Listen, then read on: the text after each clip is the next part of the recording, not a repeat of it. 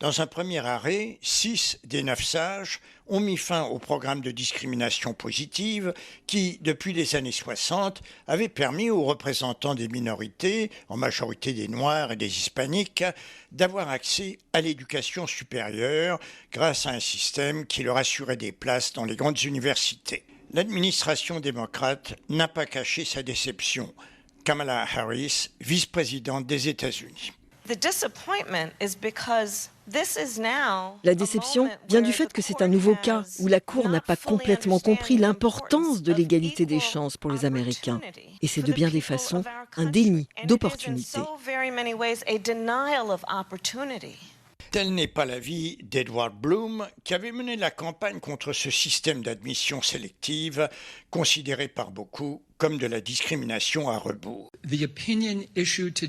La décision prise par la Cour suprême marque le début du retour de la règle fondamentale qui unit notre nation, celle d'une société multiethnique, multiraciale, sans préjugés raciaux.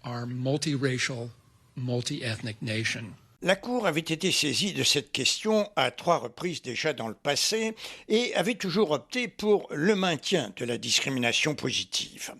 Mais pour les étudiants d'origine asiatique et pour les Blancs, cette politique est injuste car elle les prive d'être admis dans les meilleures universités comme Yale ou Harvard au profit des minorités. Pour cet étudiant, l'arrêt de la Cour est une victoire.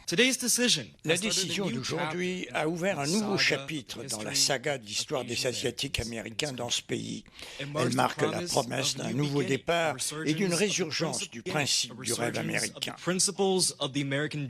Pour les Noirs et les Hispaniques, en revanche, le rêve américain s'éloigne. Lorsque plusieurs États avaient mis fin à la discrimination positive, le nombre d'étudiants des minorités avait diminué, passant notamment de 7 à 2% en Californie et de 7 à 4% au Michigan. Les universités se sont engagées, tout en respectant la décision, à trouver un moyen de continuer à ouvrir leurs portes aux minorités. Claudine Gay, présidente de Harvard, est première afro-américaine à occuper ce poste. Nous continuerons de croire fermement qu'une vibrante communauté universitaire est essentielle à l'excellence académique et critique aussi pour la formation des futurs leaders. Il convient de noter que la discrimination positive était loin de faire l'unanimité et plus de la moitié des Américains, 52%, approuvent l'arrêt de la Cour.